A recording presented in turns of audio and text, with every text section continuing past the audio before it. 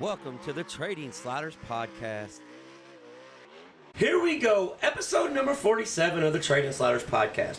How's everybody doing out there? I'm Bobby Puckett. Here with me in studio is Kurt the Flash Bennett. What's going on, Flash? Oh, not much, Bobby. Just don't feel like I drove enough this weekend. I think we need to find some place to go today. Yeah, well, we only hit roughly 850, 900 miles over the weekend. Yeah, well, counting a little bit last week, but yeah. So we put some windshield time in this weekend, that's for sure. Yeah. This week's guest is Ashton Thompson. The young lady is a third-generation racer out of Salem, Indiana. Picked up her first ever career wing sprint car feature a couple weeks ago. Started racing at the age of 6. She's raced Formula cars, supercars on pavement, midgets, sprint cars. Really fascinating interview this week. Ashton Thompson.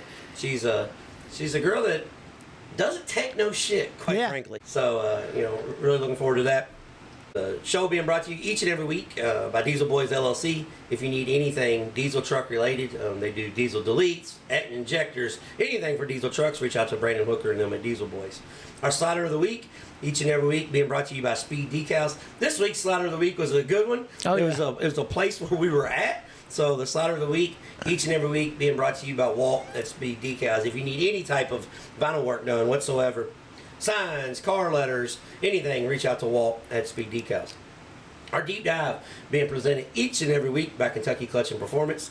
Kentucky Clutch and Performance race team had a busy week this week. Oh yeah, had a good weekend too. Picked up a couple wins. We'll get into that. But if you need anything clutch related, pulling trucks, Mazda Miata, it doesn't matter. Ford tractor, anything you need, just reach out to Chris and Kentucky Clutch. Our crash of the week, we have two. Actually, we got about 15 we could choose from. Yeah. But we had two really, one controversial and then one just nasty one Kurt and I witnessed earlier in the week. But our crash of the week being brought to you each and every week by D.O. Handyman Remodeling.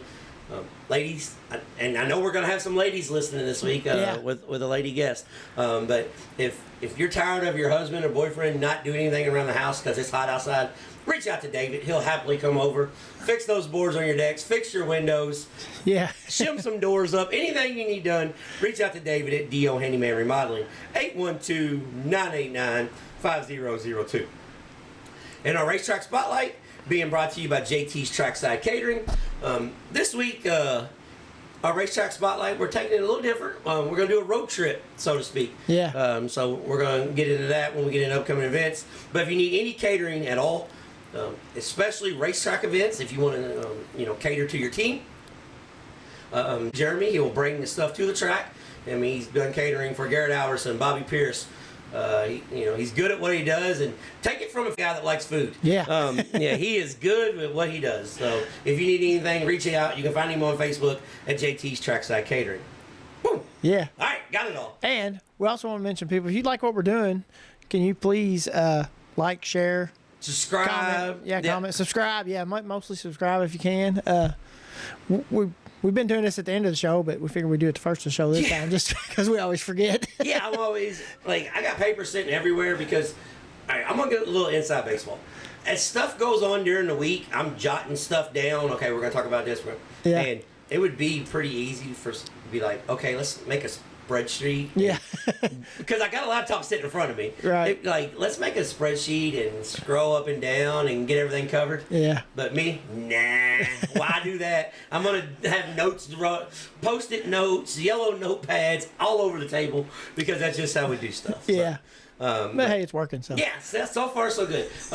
And one thing I do want to say about that also, fans that support the show, you guys are amazing. Oh yeah. We've had drivers reach out to us where we've had some fan help to some of the racers that were needing some help, and quite frankly, that means the world to us. Yeah, just buying T-shirts from some of the guys. I mean, that's just really cool. Yeah, well, I had one guy telling me that he sold 40 shirts in the day that our episode come out. Yeah. And then we had one guy pick up a major sponsorship. A $5,000 sponsorship, help him get to the end of the year. So so we appreciate the fans, and we always say word of mouth is the best form of advertisement. So if you could tell somebody about us, please do. We really appreciate that. Yeah. So news and headlines of the week. we have a major news story. Donnie Schatz gets let go from Tony Stewart Racing after 18 years. So we're going to cover that. That's one thing that in my lifetime I never thought I would see that happen. I didn't think that would happen. I figured Donnie would call his shot and his shot. Yeah. But I figured he'd call his shot and not retire, but leave on his terms. Yeah. But Smoke had other options. Yeah. He's like, that's not how it's going to happen. Right.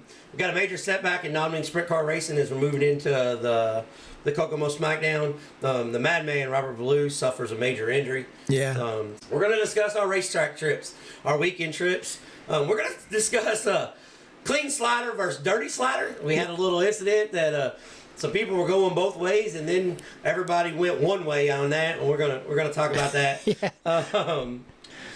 Also, former guest had a major weekend this weekend, and Kentucky Auto Racing Hall of Fame class is revealed, and we're gonna start with that because somebody near and dear to our heart was introduced into the Kentucky Auto Racing Hall of Fame. I'm gonna let Flash tell you guys about this. Man, yeah, it was pretty cool. I was actually at the racetrack last night, and I got a text from my cousin saying that my dad made it in the Hall of Fame. Yeah. You know, after at Sportsdrome. So that's really cool. And the list, I had the list pulled up here a minute ago. Man, it's just phenomenal, and every one of the people on it are deserving because. A lot of those guys I looked up to when I was racing too. The other guys that are on the list too. Bill Riley, Glotzback's on there. Yeah. There's a bunch of really good ones on there this year. I wish we would have known it was coming. Yeah. We could have made some arrangements because we had to be on the road, but Right. we could have got you there. Yeah. Got you there for it, but Nah, it's all right. yeah, but I'll make sure I'll make it for the ceremony. Yeah, for the ceremony. So. Yeah, but yeah, that's cool. One half of the Kurt and Emo show going into the Hall of Fame. Yeah, so, it's pretty cool. So that's a cool deal. Yeah, and man, you guys just support Rick Irwin on this because he does a lot of work into this. I mean, he does a lot of research. There's a ton that goes into it. He takes a lot of time to do this, and way more than anybody knows. I mean, it's crazy what he does. So everybody, make sure you give him a shout out. That he's doing a great job. Yeah, friend of the show. So, and I'm not just saying that because my dad made it in. I'm just saying it because he really does. Yeah, so friend of the show. So, and speaking of friend of the show who's doing good things, former guest this week, Ben Harmon picked up a win at Highland in a tough field. Yeah. And then he backed it up with a win at the Butterball race at Richmond, Kentucky last night. Kyle Cummins picked up a $5,000 win at Tri-State. Trey Osborne picked up the non-wing sprint car win at Mount Pelier. And Trey runs second. Yeah, second at Bloomington Friday night when we was there. Yeah. Ethan Barrow did Ethan Barrow things and just absolutely smacked the field at Circle City. Gordon Weaver in the new ride picked up a win at Lincoln Park Speedway. Cole Followay went out to Spoon River Speedway and absolutely laid the smackdown on them. Yeah. Blake Brown won at Thunder Mountain. And shout out to Tyler Nicely with 107 street stocks. I think he ran 6th or 7th at Wyandotte, Mississippi. So former guests all doing good things. Yeah.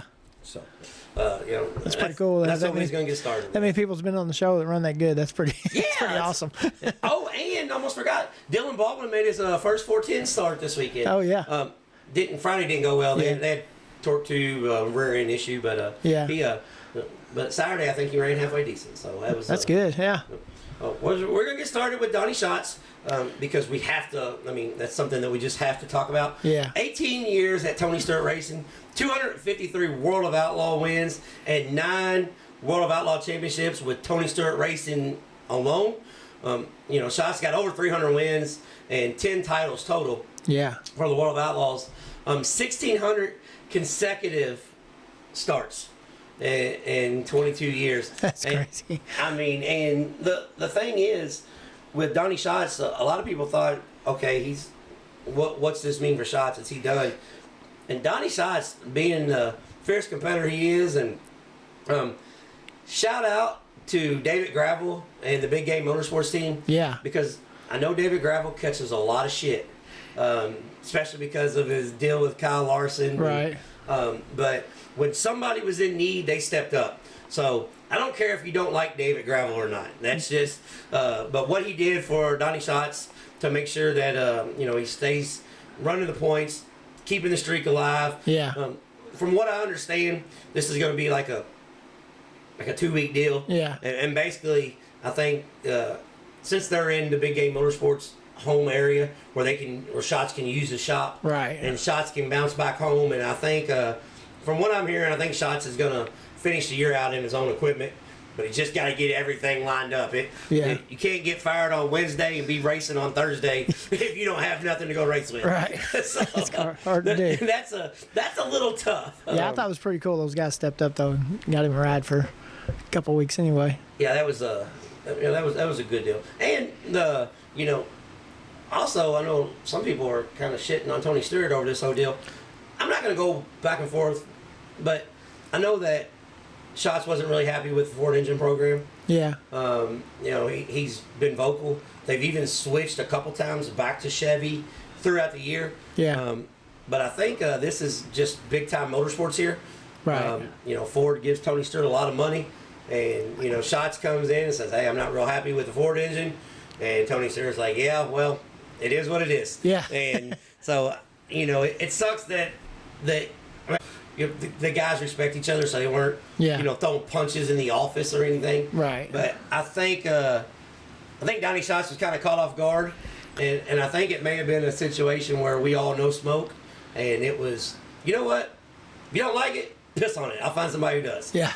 and looking back, I would say if they both had just chilled for a week, we wouldn't be talking about this week. Right. But it's right after Knoxville, right after, when the pressure's on and everybody's just, it's hot, everybody's aggravated, and but all good things come to an end. There's always saying in racing, nothing lasts forever. Yeah. So if you can get out of the motorsports and count the number of friends you got on one hand, you did good. But Kerry Masden taking over for Shots. The madman, Kerry Masden, him and Tony Stewart's gone back, and he's actually won some in the Ford program. So right. So we'll see how what that happens. goes. Yeah. Yeah. It's not the end of the world. I mean, they're both going to be okay. Oh yeah. Yeah. Shots has got plenty of money with his family business. Yeah. Stewart's got plenty of money. It's not like somebody's gonna pick Shots up anyway. So it's not like he's gonna be in his own equipment forever. Yeah. So it's as Shots is still kind of. He's not really old yet. No. I mean, he's late 40s, so yeah. He's going to be okay. Well, the thing is, he's been to every track that they run pretty much, so he's got notes and everything else to take with him. So it'll be cool to see what happens. Yeah, I think we'll be all right. But what's crazy is, though, you think about Shots, though, everybody talks about Steve Kinser being the king. Yeah. And he is. I'm not, you can't take away 20 champions. You can't take none of that away. But 10 titles, 3 National Opens, 10 Knoxville National wins, and 6 King Royals. Yeah. Donnie Schatz is one of the greatest to ever do it. Oh, yeah. We said this a few weeks back. There can only be one the best. Yeah. But he's been the best in the last 20 years. Right. There can only be one of those. Yeah. And that was him. So, hopefully it continues. On to some Robert Valou when we were at Bloomington. Hell, it seems like a month ago now. Yeah. A few weeks back for Sprint Week. Took a nasty tumble. And took him a while to get out of the car. And he went ahead and raced Hopstad and had a lot of discomfort. And Madman broke his back. Doesn't require surgery or anything. But he's got, I think, 3 vertebrae. I think 3 vertebrae. They're messed up, yeah. So the Madman, Robert Valou, was starting to have a really good season. I mean, stuff was getting put together. So we hate to see him down, especially for SmackDown week.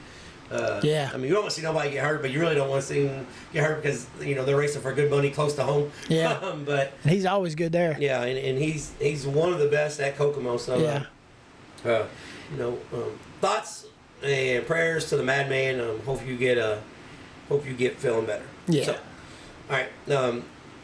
Gonna get into some races that we've seen this week. Wednesday night, the World of Outlaw Late Models was at Highland Speedway. Very, very unfortunate situation at Highland for the people that have never been there, never watched, never seen it.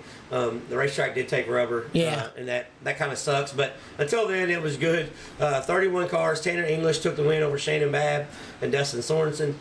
Bobby Pierce was ripping the top. Started making a little headway, and then once the track latched up, it was everybody get down to the bottom. I hate it. I seen where some people were crushing it on social media. Guys, this is one of those places that 90% of the time it is right. Oh, yeah. And I think what they were trying to. I mean, I'm not going to speak for them. I didn't talk to nobody there. Well, actually, I did talk to some people there. Yeah. Let me go ahead and talk about the modified first. 32 cars.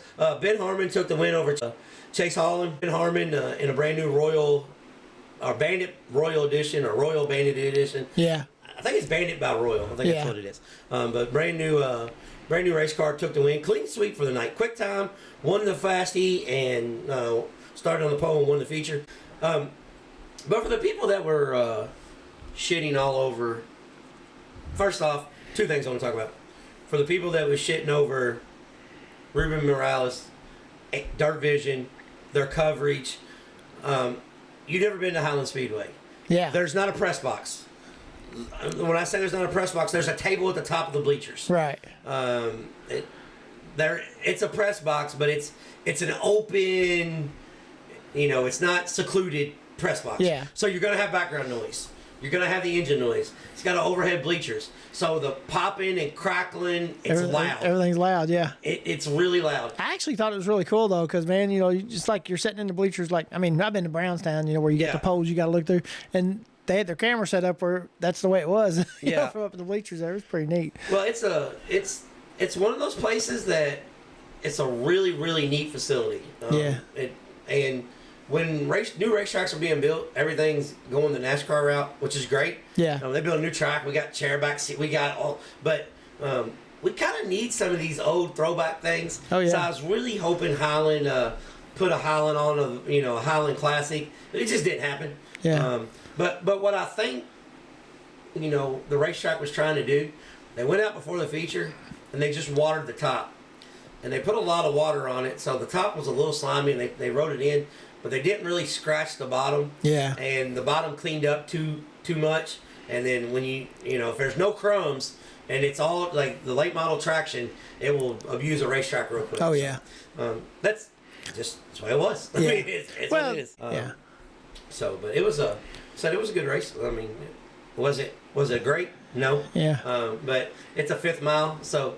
Even when it did lock up, they were still in traffic, still bumper to tail, That's the thing about even like these old tracks. These guys always get it right usually, but I mean, like with the new cars and the new all the traction they get now, it's still a learning curve for these guys at these racetracks. You know what I mean? To try to figure out what to do. and I'm even gonna go another step. Guys, the tires aren't what they used to be. Yeah. So there's different materials, different synthetics in the tires. I'm not gonna say why. Maybe an environmental thing. Yeah. Maybe a cost thing. I don't know. But the tires are different than what they were even 5 years ago. Yeah. So, it's an evolving door of how much traction it's going to get, on the track. How crummy do we got to keep it? Or, like everybody talks about Tri-State Speedway, you don't get no traction. Well, guess what you also don't get? You don't get no rubber either. Yeah. So, I mean, it's a... And you don't get no dust. Yeah, and you don't get no dust. So, I mean, it's a... It can go both ways, but sucks for Highland. They had a big crowd. So and I'm sure the people there had a good time. But one thing I do want to say, for the people that's watching on TV, guys, listen. 10, 15 years ago, we couldn't watch shit on a Wednesday night on TV. So quit being so entitled. Quit complaining about everything. Yeah. I mean, we had a race on every night of the week last week, so you could sit home. It's 110 degrees outside. You can sit home in the air condition and watch a race every night of the week. Yeah. So just quit bitching. Yeah. I'm not gonna go on no rant because I could, but we spent the weekend at Bloomington and Tazwell, two of the most positive racetracks. Oh yeah. The most positive people at the racetracks, working the racetracks. So I'm gonna be positive today. Yeah. I'm not gonna go on a tirade on negative stuff. Yeah. So Thursday, we're going to talk about we had races every night of the week. Thursday, Spoon River. There's some positive. Actually, I just lied. Yeah. There I go again. I said I wasn't going to do no negative. I'm going to do positive and negative about Spoon River. Going to start with the positive. Track was phenomenal. Yeah. Late model race was great. Bobby Pierce was doing Bobby Pierce things. Started on the outside pole. Fell back to like 5th or 6th. Went to the top. Ripped the cushion. Pierce won. Fager 2nd. Brian Shirley 3rd. Bobby Pierce is absolutely ripping the top. He had on a different tire compound than Shirley. Yeah. And Shirley said, he thought the track was going to not clean off as much as it did. And Pierce was the only one that had hard tires on both rears. Right. Like Pierce was like, I'm not going to run around slow through the middle. I'm just going to drive piss out of it. Yeah. And it paid off. But Spoon River raced really well, top and bottom. The top 7 guys were all Illinois guys. Yeah. All Illinois bull ring guys. That's cool as hell. That's pretty cool. Yeah. Which I know some of them, like Nick Hoffman. You know, he ran 4th. He lives in Charlotte now, but he grew up he's an Illinois guy. Yeah. Brandon Shepard, Illinois guy. Fager, Illinois guy. So that was the positive. Late model race was phenomenal. Here's the negative. So we had 13 modifieds. Yeah. If I gave you 2 options and heat race numbers, we're going to run 2 or 3 heat races with 13 mods. What would your guess be, Flash? Just an educated guess. Be 2. It'd be 2. Sure. Okay. All right. Well, just checking because I thought maybe I was looking at this wrong. Yeah. We had 3 heat races for 13 cars. Yeah. 5, 4, and 4. Yeah. Like, what in the hell are we doing, guys? Yeah. All right. Was that the only class they had that night besides the late models? Yes, that's what I'm getting at. So that might be. If you want to run 2 divisions on a weeknight, I get it. Yeah. I appreciate it, and I'm here for it. Yeah. I love it. But you had 3 late model heats with no B-mains. So you didn't need to put an extra race in to give late model guy time. Right. Take your 3 late model heats, run them. Run your 2 modified heats, take a 10-minute intermission, and get it. Let's get on with it. Yeah. If you're going to have 2 classes, Well, especially on a weeknight. that's what I'm saying. Yeah. If you're brave enough to do it with 2 classes because you don't want to keep out there all night and you don't think you need to back gate, the fans are going to show out. Yeah. Hats off to you. I'm more for that. But let's not be dumb enough where we got to try to, dumb down the crowd Right. because it'd be different if we was on a 5th-mile racetrack. But Spoon River is a big 3/8. Oh, yeah. So let's just have 2 heat races and get it on. Let's not do nothing crazy. That's one thing that just kind of irritated me. Yeah. Let's get the show on. So next year when they go back, maybe they'll have 3 classes. Yeah. And so they have a little more time, self-concession. I get it. I understand. Yeah. I've been on that side. I know how the promoting goes. I know all that. I want every racetrack to make money. Yeah. I know how it works. So. Yep. But on the same token, I also know that we got to do a little bit better on certain things. Yeah. So then Friday night, Flash and I, that's when our weekend race trips begin. Yeah. We head to the beautiful Bloomington Speedway, that absolute phenomenal racetrack. Yeah. I think Bloomington did what they should have done. Sprint cars were meant to go fast, and they juiced it up. Yeah. Maybe a little bit too much juice. Yeah. But it was juiced up. Yeah. And I'm gonna say one thing. If I'm gonna have slow, slick, huggy po, give me juiced, hammer down. Let's rip the top, because the track when it's hammered down like that. Yeah. It, as we're already taught, some mistakes can happen and some passes can be made. Right. So, I'm all for that. But Bloomington Speedway, they had Napa All-Star Circuit of Champions. Hey. Got it right. Ding, ding, ding, ding. Napa All-Star Circuit of Champions and the 410 Ticket to Tulsa non-wing sprint cars. They had 23 wing sprint cars, 25 non-wing sprint cars.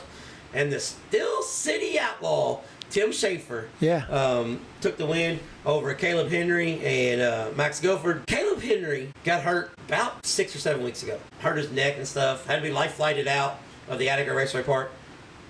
You would think slow you down just a little bit. Yeah. No, absolutely not. No slow down whatsoever. That kid, it's the first time I've seen Caleb Henry in person. He drives the absolute wheels off the racetrack. Oh, yeah. I mean, you never have to worry about when the race is over. Damn, did I give it all I could give it? Yeah. He never says that. He tried 4 above the fluff. Yeah. Which I was going to tell him, bro, 4 above the fluff.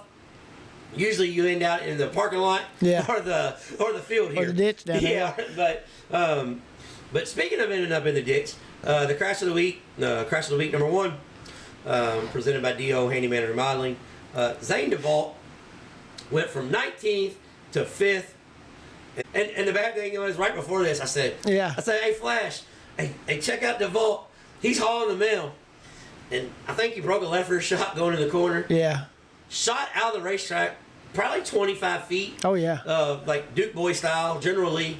If you've seen the jump in Somerset, Zane DeVault did his best to top that. Yeah. Except on his landing, he flipped about 7 times. Yeah. So it was one of those one of those deals that kind of felt bad. Like I was kind of worried. I was like, ooh. Yeah. But you know, it all kind of worked out. Yeah, he popped out pretty quick. He popped out quick and looked, and I seen where he had problems at Paragon Saturday also. So Yeah. Zane DeVault had a rough weekend. Right. But yeah, Tim Shaver took the win, and then the non-wing sprint car feature, Jordan Kinzer drove an absolute masterful race. Yeah, he did. I mean, Jordan Kinzer had a tire going down with 2 to go, and just was like, okay, whatever. Yeah. I mean, still gassed it up. I think he drove it even harder to try to get some air back in it. I think he did, yeah. I think that's what he's doing. But Kinzer took the win over our buddy Trey Osborne, and Evan Mosley ran it out third. Hat shake to Ty Mahako. Not only did he about run over Flash in the pits. Yeah. Because we're going to do a public service announcement. Don't daydream looking at your phone walking through the pits when there's sprint cars around getting ready to be pushed off. Yeah, because you may get ran over. Yeah. The car owner might get mad at you and yell at you. Yeah, hey! Which I don't blame him at all. Yeah. Yeah. I had it coming. Yeah, but, you know, for people that don't, because we got new people that go to the racetrack. Yeah. I mean, we've been going to the racetrack for 45, 50 years. Yeah. And Flash still about got ran over in the pits. Yeah. So when and it was my fault. It wasn't nobody's fault but mine. Yeah. When there's sprint cars at the racetrack and you're walking to the pits, pay attention, guys, because we had an expert just about get trucked over. And he must have pissed Ty Mahako off. Yeah. Because he went from 16th to 4th in the feature. Yeah, he was flying. Yeah, I think he was trying to get to the front stretch so he could talk trash about Flash in his way. But yeah, it was kind of funny. I like Ty Mahako, though. He's a real man. Yeah, Ty Mahako's another guy that throws no caution to the wind. Right. Yeah, he lives life like this is going to be his last 10 laps, and he's going to make the best of it. And on another note, the guy probably wouldn't even said nothing to me, but they had already had a bad night in there. What was it, in the heat race? Yeah, the heat race. Heat race. Qualifying, he got hot. Yeah. So they had to change the radiator. Right. And the heat race, he had a flat. Yep. So he had to start all in the back. Yeah, he had to run the B main. Yeah. He started like in the deep in the B main was the last car in. So yeah, Ty Mahako had a rough go. Yeah. They were not in a good mood, and but it turned out good for him though. Yeah, it worked out good. So yeah. Overall, that was a funny story. Yeah, that was funny though. I was like damn, Flash. I was gonna ask him about coming on the show, but I think I'll wait a week or two. You done pissed him off. But got to hang out and congratulate Drake Edwards in person. Yeah. For getting his first USAC National Midget win. Seen Trey Osborne, talked to him a little bit. Just a good trip overall to Bloomington. Cameron LaRose. Cameron, yeah. Oh, and speaking of Bloomington, we went and picked up rocks last week. Yeah. And thank you to Bloomington Speedway for not only giving me a Flash, an armband, but I think it was 52 people that came out. Yeah. They gave you a free pit band for last week and this week. Yeah. So Bloomington Speedway doing great things in the sport. Was the racetrack perfect? No. Were the rocks gone? Not all of them. Yeah. Was it better? Hell yes. Oh yeah. The trip to Bloomington Speedway was a success. Hate that we didn't get to see our buddy Pat Sullivan. He was up in the booth, and Flash and I hung out in the pits most of the night. Just kind of talked to a bunch of our buddies. Oh, and Ratty Daddy Cole Radrick at Bloomington Speedway helping out. I know Cole, he's a friend of the show. When I'm talking about a professional wrestler, do I gotta use their wrestler name or their real name? I don't know. You can use either one. So, right. It's gonna be Cole Radrick. Yeah. But Joey, everybody knows him. Everybody in Bloomington knows him as Joey. Yeah. But I've known this kid for probably 10 to 12 years, and he had a nasty knee surgery. Former racer himself. Yeah. Professional wrestler, but shout out. Got to hang out with Ratty Daddy Cole Radrick for a little bit there. Yeah. I haven't seen Cole in a while, so that was fun. Got home not super late, about 1 o'clock. Yeah. 12:30, 1 o'clock, which was good because we made our way to the ultra bad fast Tazwell Speedway. Hold on. Let me back up a second. Crash number 2. Oh yeah. So Flash and I was on the way home, right? Because we kind of pull the curtain back and tell everybody how the show works. Yeah. I don't know if that's a good thing or a bad thing, because people might think we're like, damn, they're really not professionals. Yeah. But so I'm driving home. What do you think? 5 to 10 text messages. Oh, yeah. After the wreck, my phone's going off. Ding, ding, ding. And guys, if you've listened to the show, we are trying to watch the races on the way home. Yeah. We've got stuff set up on the dash, doing it as safe as possible. But my phone's going off, and we're trying to watch the race. But we have a bunch of people, and that's one thing I want to say. I appreciate people taking so much interest in our show that they want to send us video clips and crashes and wrecks. But the deal between Garrett Albertson and Kay Dillard, we didn't watch the whole race, but we seen the incident that happened. And we might save this for next week's. We might get into sliders gone wrong, sliders gone right, because there was a couple issues here in the last month or two that could be talked about. Right. Just like Caleb Henry's wreck, Brady Bacon, one of the most gentleman drivers in the area of all time, got into him. So, but I'm going to give a real quick, because we don't got to spend a whole lot of time on this. Yeah. My boy Garrett Albertson got screwed. Yeah. He absolutely got screwed. And I like Kay Dillard. That's what I said. Yeah, you like Kay Dillard too. So. I'm a Kay Dillard fan. I know I'm probably going to get people, send me messages now saying I'm an idiot. Yeah. But let me tell you why I like Kay Dillard. He come from the modified world. He's a guy that builds his own chassis. Yeah. He's a guy that, as he told us, he can build a new one if he wrecks it. He don't care. So I like him for that aspect. He drives hard. Yeah. This was not his best moment, though. Yeah. this was a 100%. I can still like Kay Dillard and say that was an idiot move. Yeah. I can do that. Kay Dillard, I don't know what the hell he was thinking. I know they had an issue, but like Garrett Albertson, maybe beside him and Hudson O'Neal, and Devin Moran are in line for most polite racer, and nobody will say anything negative about him at the racetrack. Yeah. There are good dudes in a bad dude sport. Right. You know what I'm saying? Yeah. Like those dudes are good. Garrett Albertson handled the wreck with as much class as you possibly can. Yeah. After getting stuck in the fence. Yeah. Because stuck hard too. Stuck really hard. Like, number one, I've seen people say slide jobs aren't part of racing. Yes. Yeah. They are what makes dirt racing so intriguing. Is there such thing as a dirty slider? Yes. Yeah. You can slide up, hit the brakes, check the guy up, slide up, don't clear him, take his left front off, slide up, squeeze him into the wall, hit him in the door. None of that happened. Yeah. Absolutely none of that happened. He slid up to break the guy's momentum, still going forwards. Guy B said, piss on this, gassed it up, turned him in the wall, and tore both of their stuff up. Yeah. So Albertson should have been really pissed. He says, well, I don't know. I thought I cleared him. I mean, he hit me in the left rear, so I'm pretty sure I cleared him. Yeah. I don't know if he screwed up turning down the hill. I don't know. I have to look at the video, but I know we got a tore up race car. I hate it for my guys. Absolute class. Yeah. The other interview. Yeah. Just, I don't know what the hell. I don't know. Kay Dillard was like, I think somebody walked in front of his car when he was getting ready. Kay Dillard was pulled out on the racetrack. I wasn't there this time. Yeah, Kay Dillard was pulled out on the racetrack, and somebody stopped him, and he killed the car and had to get it pushed off or something. I don't know. Yeah. Not saying that happened. I've seen that happen before, but I may have. But Kay Dillard is just robotic. Every time he comes on the track, he tears up somebody's stuff. I'm tired of it, and I just ran over him. Yeah. What the hell? And I'll do it again. Yeah. I hope he's got to take that to the jig because they loaded that with a tractor. It's junk.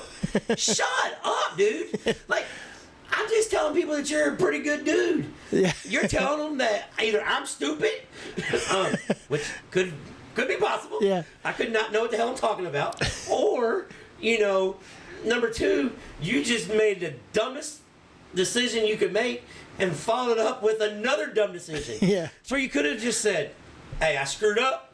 Yeah. Try to turn under him. Didn't clear him. Hate it for our guys. Yeah. Absolutely not. You went the other route. I guess he plays blackjack. He's going all in. Yeah. Push everything to the table. It's what it is. I reckon.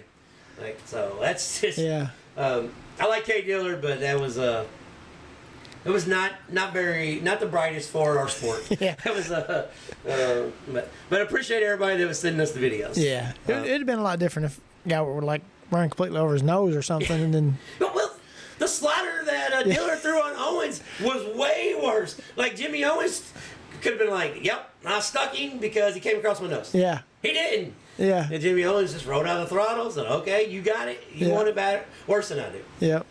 But so now let's talk about our trip to Tazwell Speedway. Yeah. The Bad Fast Tazwell Speedway, and when we go down there, earlier in the year we had I think we had 25, 26 cars that were going to make their way down to this event.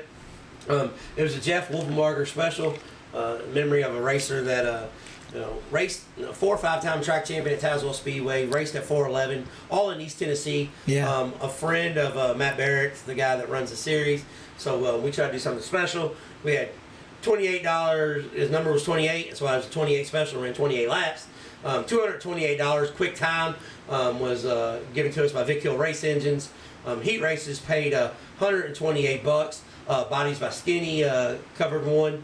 22 Speed Shop covered the other. Yeah. So a lot of guys come together for the community and for the for the Wolfenbarger family. Yeah. And we had a great crowd at Tazwell. We had lap money for that race too. Yeah, $28 a lead lap. Yeah. That came from American Racer Tire South. Yeah. Straight from the, I don't say straight from the series, but straight from the series sponsor. Yeah. Straight from the point fund. We went ahead and decided, you know what, we're going to try to make this as big and as special as we could. 2 notes. First off, there was a lot of events going on. Yeah. There was a lot of races that were rained out, that were rescheduled. So hats off. We had, within a 2-hour radius, we had 75 modifieds racing in late model country. Yeah. So hats off to all the modifieds. We say this every week. Support a local racetrack. Yeah. It doesn't have to be your racetrack. It doesn't have to be our series, but support a local track. And the modified guys did come out and support. We had 14 cars show up, our lowest car count of the year. Like I said, 2 things played to that. 1, all the stuff going on in the area. And 2, Tazwell is very intimidating. Yep. Very, very intimidating. If a racetrack had a 3 on it, it would be that racetrack. Yeah, it would be that racetrack. Yeah. But hats off to Brady Cup, Brad, the guy that's running Tazwell, Bobby, the lady up in the booth. Everybody at the racetrack was a pleasure to work with. One of the most positive attitudes that I've been around behind the scenes, because when you go to a lot of these racetracks, a lot of stuff behind the scenes is I want to say negative, but it's negative. Yeah. Yeah, I mean, it just is. Because there's a lot of people put in stressful positions. There's a lot of people. There's a lot of money on the line. There's a lot of stuff that could go right. Yeah. And twice as much that could go wrong. Yeah. Every night at a race event. Yeah, everybody there was awesome last night. Now, Tazwell Speedway, utmost respect for you guys there. You waited late to hot lap. Yeah. Because of the sun. You guys put a bunch of water on the track like you're supposed to when it's heat index 107 yesterday. Yeah. I think I lost 3 pounds. Yeah. Until I found out they had good barbecue sandwiches. Then picked it right back up. Yeah. Flash, on the other hand, was down in the pits. Didn't know about the barbecue sandwiches. Yeah. So we ate at 2 in the morning on the way home because so I had all kinds of goodness. Flash, on the other hand, was dying. He was starving. But the racetrack did an absolute great job with the heat index.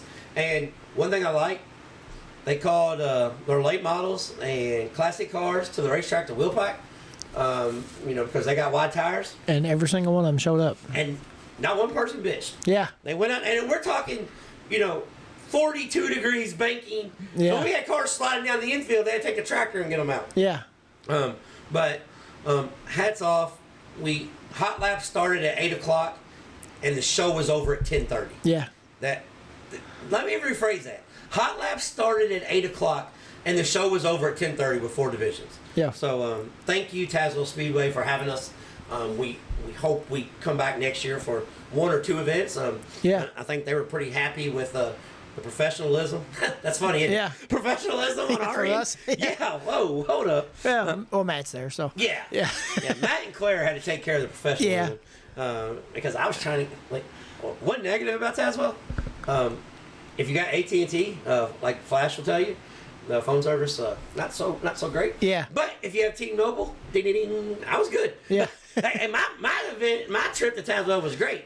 Flash, on the other hand, had to hang out in the infield, Yeah. racetracks above his head, no lunch, no dinner. It was still good. Yeah, but I had a good time. That was a fun trip. But so Brad Dyer took the win over Jacob Hall and Stephen Medulla. Dyer started 6th and took the win.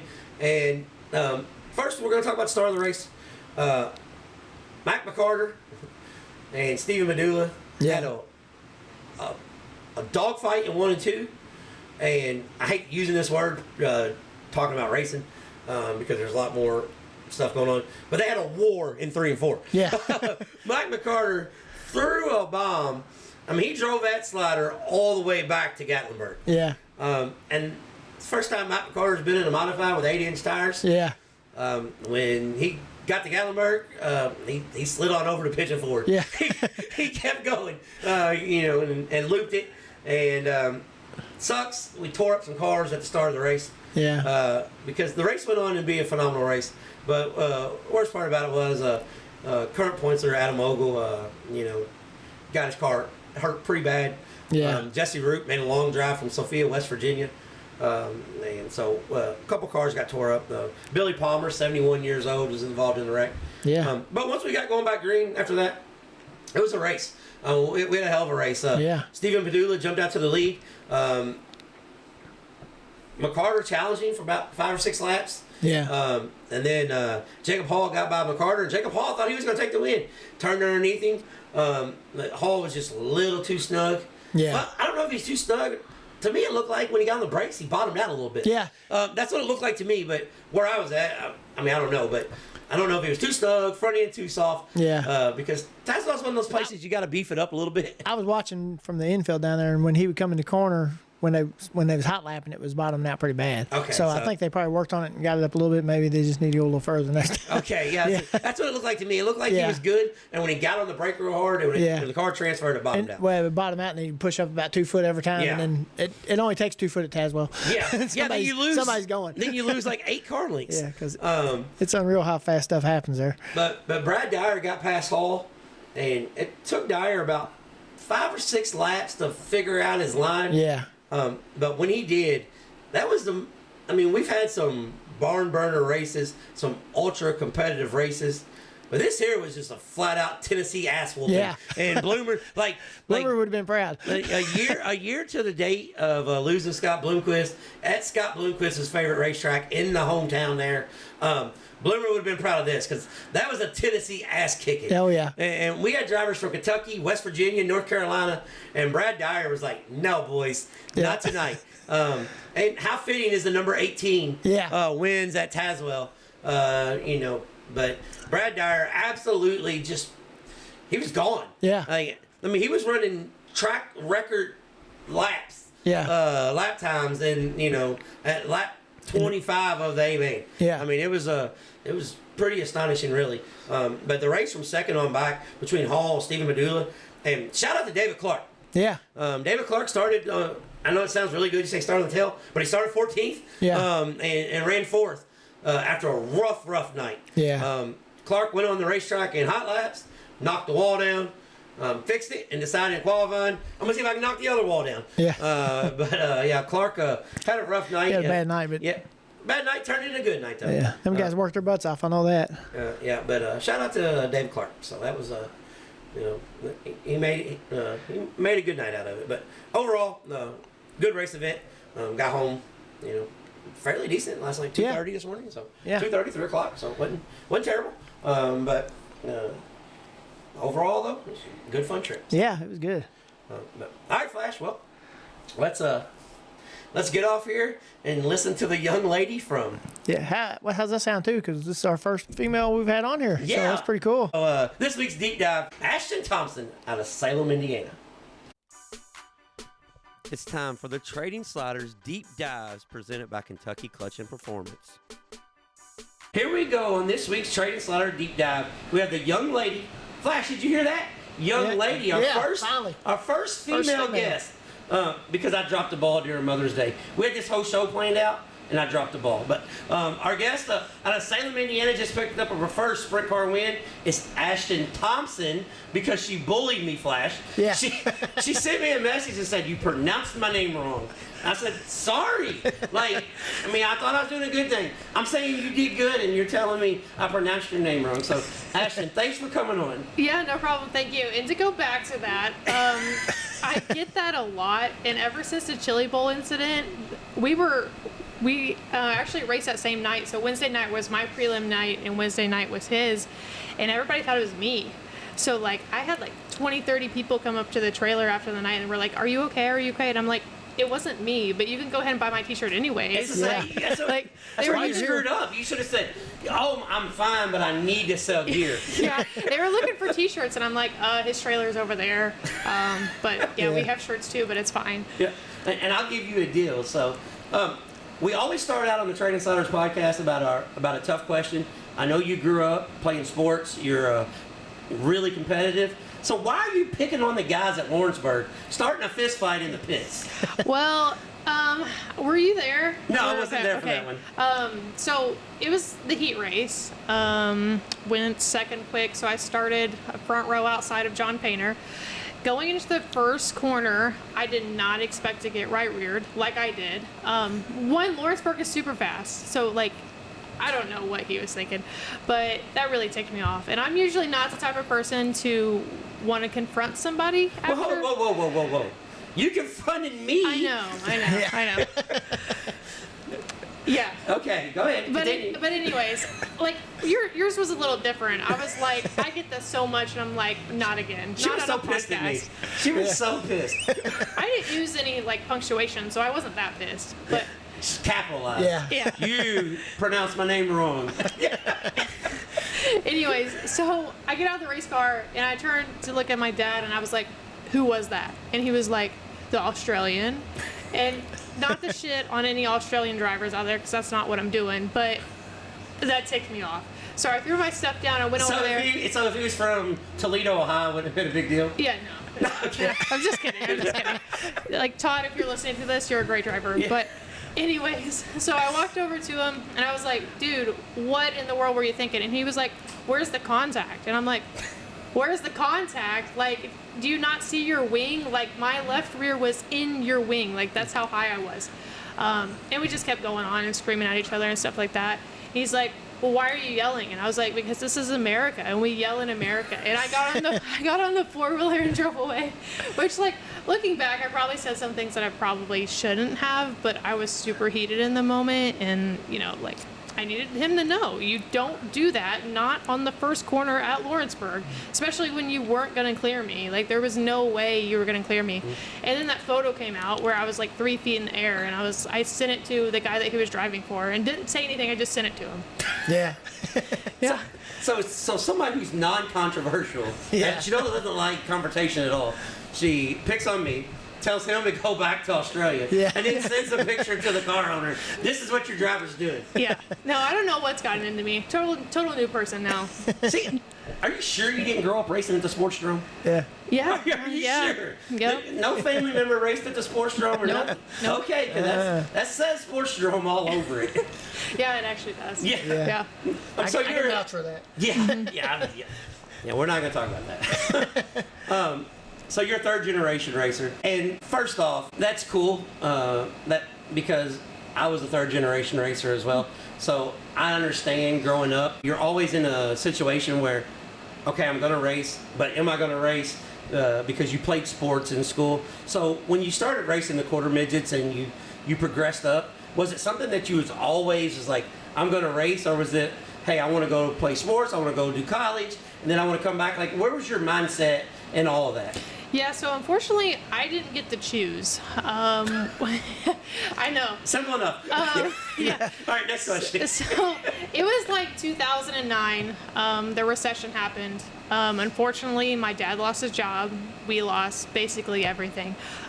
So racing at the time when I was 9 years old, I wasn't really thinking about the next step. Like, it hadn't hit me yet. Like, obviously, I wasn't mature enough to know really what happened. So went through all middle school, all high school, played regular sports and stuff like that. Actually went the semi-state for basketball my junior year or something like that. So, like we were pretty decent at basketball and pretty decent at normal sports, I guess you could say. Well, so hold on a second. We're up here, and this is a basketball term. So who do you dislike the most? Is it Dub or Pekin? It'd be West Washington for sure. Okay. I was just that's just a basketball thing because I know how that my wife actually graduated from Pekin, or Eastern Pekin, or however. It's got 5 names, but I know up here you guys get a little frisky over what school and 10-mile radius we got here. Yeah, it's for sure Dub. Okay. Like when we would play them, we'd make sure we beat them by 70. Yes. Yeah. But no confrontation, okay? No Yeah. confrontation. No, I'm seriously not like that. All right, go ahead. I'm sorry. No, so going back to that, I didn't really get to choose. Didn't really think about racing either. I would watch races here or there, like the Indy 500 and Daytona 500, but wasn't really focused on grassroots racing at all. I never really thought that I'd get back into it. And then freshman year of college, I was watching a race out here at Salem, and I asked my dad, I was like, do you really think that I could ever do this again? And he's like, no. And I was like, okay, thanks for the encouragement. And he's like, well, if you do, you're going to have to go find your own money to do it because I can't help you again. I was like, okay. I didn't know where to start, didn't know what to do. So I kind of just made a sponsorship proposal and just asked people around town. I was like, hey, help me get in a legend car. I didn't even really know what a legend car was, but I heard that was like, the next step. So I contacted a guy down in Nashville, and he let me drive. I think it was like $600 a night down in Nashville Speedway. Absolutely hated it. Didn't know what I was doing, but kind of just went with it and like faked it. You're like, I'm a professional. I got this. Yeah, like I've done this a million times. 3 races, like got almost last, I think, in every single one. And then a Formula 4 team reached out to me because there was a picture of me that was posted on the Nashville Super Speedway website, not Super Speedway, but the Fairgrounds website. And they were like, hey, we need more females in Formula 4. Would you be interested in doing this? I was like, yeah. Yeah. Because I'm a professional. You guys see me. I've totally been doing this forever. Let's go do it. So went to South Carolina, tested alongside of Leger. But this was whole new for me, like a whole new environment. I was like, oh my gosh, what am I doing? Like, we're getting catered Chick-fil-A for lunch. Like, really, what am I doing? So she wants to go race, and Dad's like, nah, you're just going to have to find it out yourself, figure some money out. He's thinking, there's no way this is going to work. Yeah. And then she's like, hey, Dad, I'm going to test in South Carolina. Yeah, like literally 2 months later, we were testing alongside of Leger in a Formula 4 car. Yeah. And Jonathan Bird was down there, and yeah, it was just crazy. And then actually didn't do half bad. They really liked me. It wanted me to get in the race car. And just going from the legend car to that car, totally new. So I had done some iRacing stuff before I actually went and tested, and I think that really helped. And I really liked it. Going back now, I'd probably do a hell of a lot better than what I did then. But they were like, yeah, it's going to cost you about $5,000-$6,000 a race. I was like, oh no, I can't. How come you didn't tell me this before? Yeah. I mean, I was scraping up 600 for the legend. Yeah, I was like, oh, I can't afford that. So kind of went back to the drawing board. And they were like, well, let's just buy a Kenyan midget, because we kind of thought, that was a more realistic step from what I had been used to. I'd go rent some karts here and there and race karts, but I kind of just, I don't know, I needed something that fit more my driving style. So we got a Kenyan car. It was really the first time that I had owned a race car and really worked on it myself, because when I was younger, I didn't work on the car. Right. I was always in the motorhome and stuff like that, not paying attention to the racing side of stuff. So well, that's probably a good reason why Dad was like, no, we're not going racing again. Yeah, that I didn't help him, and I was busy playing football with the boys and stuff. He's like, this is a lot of work for me. Yeah. So going to the Kenyon car was a huge learning curve, and I really liked it, and we were super successful our first year. I think I finished like 9th or 10th in the points for the Kenyon series, so that was really cool. Got 5th in the Mel Kenyon 75 lap race at Anderson, and that took a lot out of you to race 75 laps in a Kenyon midget at Anderson, and I was dead after that race. So then did that. I got the wild hair up my butt to then let's just go race a national midget. So I kind of like bounced around. And during that legend time, or not the legend time, but the Kenyon time too, I reached out to Kimmel's and raced their 602 car at Salem. So kind of was just all over the board with racing. It was never consistent with anything. And then went national midget racing, went to the Chili Bowl that same year, which I had no business being at the Chili Bowl. Hold on, I'm going to cut you off right there because you just kind of glossed over racing at Salem Speedway. You just glossed over, racing at Anderson Speedway, some of the 2 legendary pay tracks in the whole state. Speaking as a true dirt racer, I'm proud that you just glossed right over that. But how cool was it to race at 2 of the most legendary tracks in the state? It was awesome. Coming back to Salem and racing at Salem, obviously it's my hometown. I never thought that I'd be able to race there. Actually, my parents didn't want me to race there because it was so dangerous and stuff. And then I became like the first female to ever qualify on the pole at Tazwell Speedway. So add that to my resume. It's just like the little things that kind of continued to add up and stuff like that. And Kimmel's asked me when we went testing, they were like, "How is it?" And I was like, "Salem feels really, really slow." See, now we're talking. I had just raced the Kenyon car at Anderson. And running that compared to Salem was completely different. So I was like, this is like a walk in the park. I was like on the chip at the flag stand, and they were like, okay, we need to change the gear. And I was like, yeah, you do. Like, this is easy. You're like, this is boring. Yeah, no, honestly, it was. And we ran like 50 laps, and that's the difference between pavement and dirt racing is you have to be so focused for so long, for so many laps, and it's so different from dirt. Obviously, dirt, you have to be focused too, but, you aren't racing a 100-lap race. Like come lap 50, I was like, when is this going to end? It's the same stuff over and over again. So that's kind of I got to lift right here again. Yeah, again. I got to run in on the top side of 3 again. Right where the S is on that sponsor, I got to let off. Yep. Yeah. So that's kind of when I knew, like, I didn't want to go. I didn't say I don't want to go pavement racing ever again. No, you can say that. She don't want to go pavement racing. Yeah, but it just, I don't know, like dirt just captivated me, I guess, when I went national midget racing. I just liked it a lot better, if that makes sense. Oh, no, it makes a lot of sense. I eat trading sliders. This isn't door bumper or whatever that other thing's called. No, we've done pavement racing. We both raced pavement before. Yeah. So I understand. I understand what you're saying. For the people that don't understand what she's saying, she's trying to be really politically correct and said pavement racing is boring. The best track that you have to offer is Salem Speedway, and she'd much rather be at Thunder Valley at the fairgrounds. Yeah. Sure. So that's what she's trying to say without making anybody upset. I'll say it. All right, go ahead. I'm not a pavement princess. Let's just throw that out there. But I went to the Chili Bowl. Had an unforgettable moment. Yeah. Saturday, I sucked at the Chili Bowl. Let's just be honest. Like, I really had no business being there. But I had a sponsor willing to pay for me to go out there, so I was like, okay, why not? So we went out there, did horrible in my prelim night, was like in the D main or something like that. And then woke up Saturday morning, was in the O main. I didn't even want to go, if I was going to be honest with you. I was like, this is just dumb. Like, can we just go home? And then... Wait, 8 more laps is 8 more laps. I know. Yeah. They pushed me out with the 4-wheeler. I put it in gear. The 4-wheeler gets behind me, starts pushing me, and pushes me straight into the wall.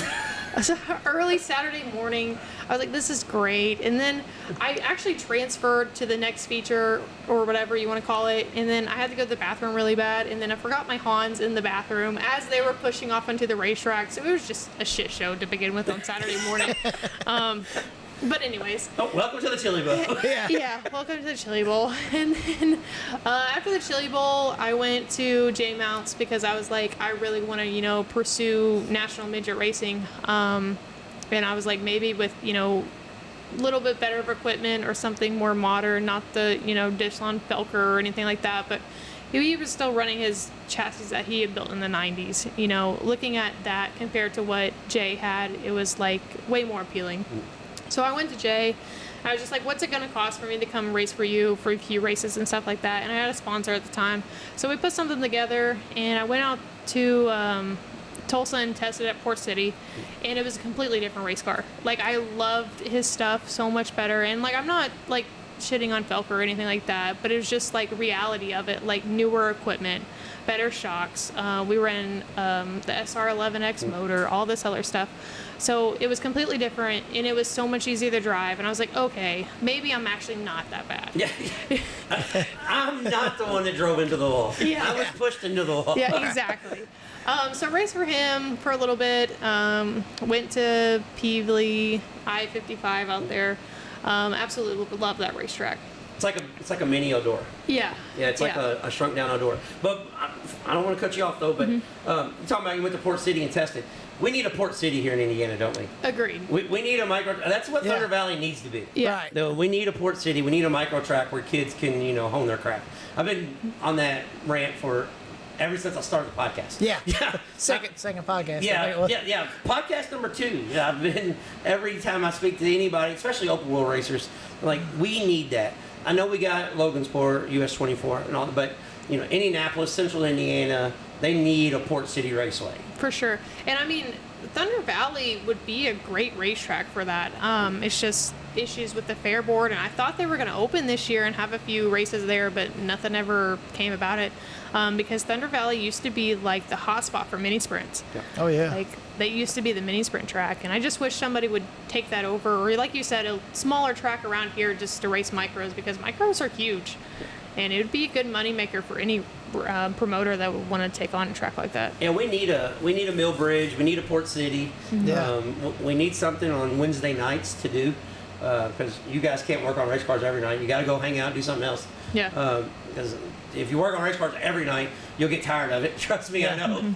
Yeah. All right. So as you progress, how in the world did you guys come to the point where you're like, okay, I'm going wing sprint car racing? Because we're in Indiana. This is the non-wing capital of the world. So how in the world did you progress to go wing sprint car racing? Yeah, so it's actually a really crazy story. It was last year or something like that. I didn't really know what I was going to do because I ran out of money to go national midget racing and stuff. And I was like, okay, maybe I'll just go D2 midget racing, around here. Because I really wanted to go midget racing. I didn't really want to go sprint car racing. I thought I wanted to, but I never thought it was achievable, if I was going to be honest with you. And then... No, but don't be honest with us. We're only doing an interview. We're only having a conversation here. I mean, you ain't got to be honest at all. Yeah. One night in February, before Valentine's Day, me and my dad were like, okay, let's go to the casino in Fritch Lake. And just because we would go to the casino like once in a while, win $1,000 like here and there, nothing crazy. Well, we sit down at this machine. It was a slot machine. And first spin, max bet, he hits the jackpot. Okay. It was $300,000. Oh, so you're going sprint car racing now? Yeah. Yeah. So that's like, I initially thought, oh my gosh, I'm going to go national midget racing again. Like, I'm going to go run the full USAC, full extreme, like everything. But just, there had been so many events that were just like happening that were absolutely crazy. Like, if I wasn't meant to be racing, like none of this would have happened. Like, why in the world did I get asked to go test a Formula 4 car? How did I get the money to go race with Kimmels? How did I get the money to go national midget racing? Like, things were just happening, and I was like, okay, this is what I'm supposed to be doing. So we kind of like sat down and actually thought about what was going to be the most like realistic step and the best step, and that was owning our own stuff. It is still expensive, but it's the most feasible. And if I go junk a race car and if I don't have the money to go race next weekend, there's no pressure on me. So we were like, okay, well, let's get a 305. It's a little bit less expensive. You're still learning your craft of wing sprint car racing. It's safer than non-wing racing. And not really knowing a whole lot going into sprint car racing, we thought this was the best avenue. And I truly think still to this day, it has been the best avenue for us as car owners and a driver as myself. Learning how sprint cars work and being with Trey, working with Trey, has really helped to get to this point.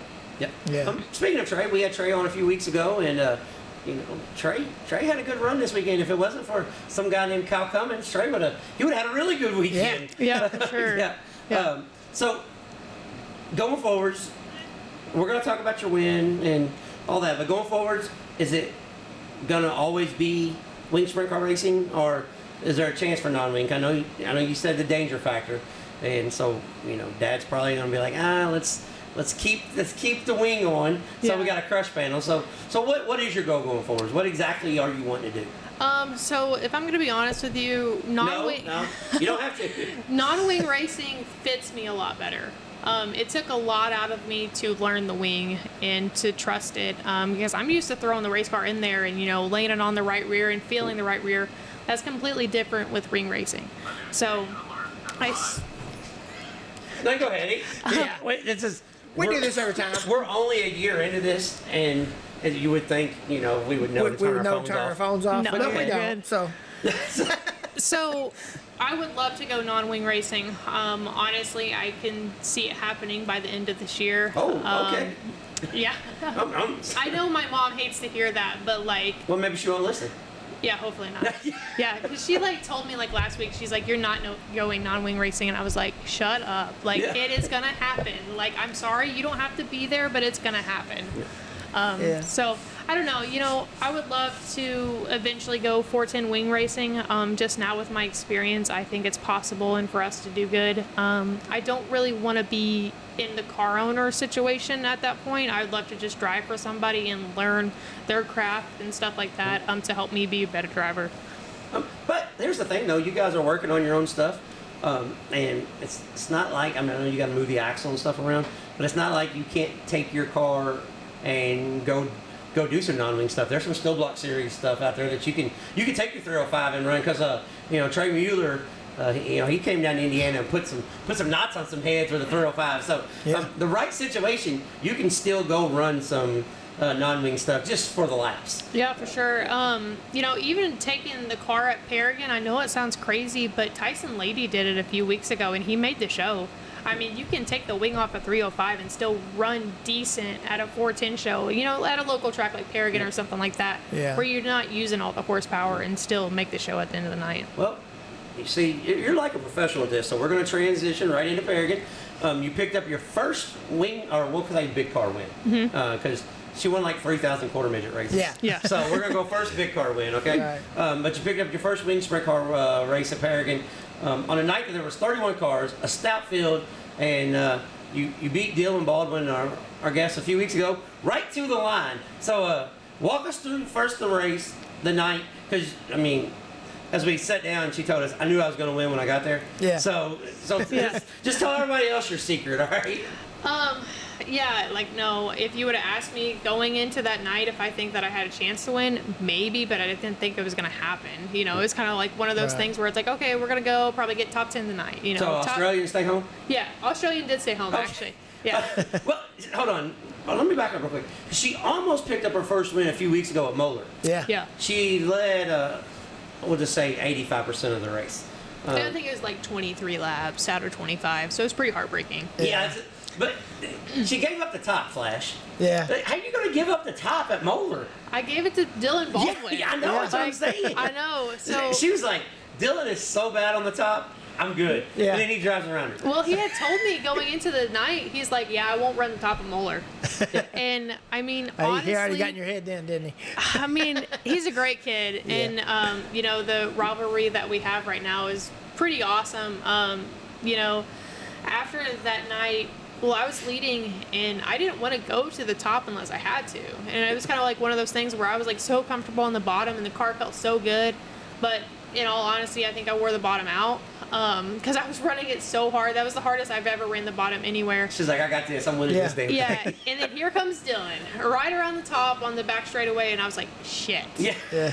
And I was like, okay, maybe I can get him again this corner. And like it was at Paragon, we were side by side for 2 whole laps. And then I screwed up on the bottom. I overdrove it, and he was able to take the win. And you returned the favor a few weeks later. I did. Yeah. So we're 1-1 now. Yeah. Mm-hmm. So you're going to win your first sprint car race on the biggest track in Indiana besides Terre Haute. So long straightaways, tight corners. Is that more your driving style? You said you like throwing the car in. I know with the wing car, especially at Paragon, the corners are tight, you can throw it in, but you got to keep it straight coming off. Yeah. So, as we talked to Dylan, we kind of told Dylan, He likes slow and slick, and we told him, no, you like hammer down. The only time you've ever won is when it's been hammer down. Yeah. Maybe your style isn't, so throw it in. It kind of depends, honestly. So, it's ours working. Anyways. Well, as long as he's not biting, I'm good. Yeah. Yeah. Paragon is really unique in the fact that, like you said, it is really long straightaways, and you have to, you get so much speed going past the flag stand that you have to like almost completely back out of it, even in a wing cart to run the bottom.